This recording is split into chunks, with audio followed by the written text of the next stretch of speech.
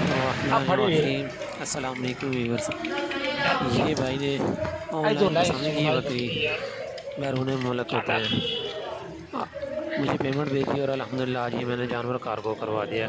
اللہ پاک اس میں برکت دے، خیر و عافیت سے پہنچ جائے۔ بارش ہو رہی تھی، یہ میں نے منڈی بہاولدین کے لیے کارگو کروایا۔ اللہ پاک خیر و عافیت سے پہنچا دے اور اس میں خیر و برکت عطا فرمائے۔ مزید اچھے اچھے جانوروں کے لیے مجھ سے رابطہ کر سکتے ہیں، انشاءاللہ ڈیمانڈ پر بھی آپ کو جانور دیے جائیں گے۔ حافظ گوٹ آرڈر، حافظ سیف الاسلام، لوکیشن تحصیل پتوکی، ضلع قصب۔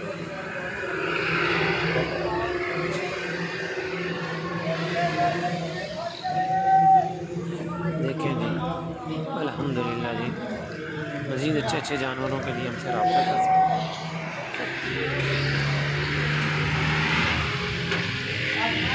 یہ چھوٹی ہائیوے سے یہ جاتی ہے منڈی بہاولدین کے لیے پہنچا دیے۔ اللہ حافظ، اللہ نگہبان۔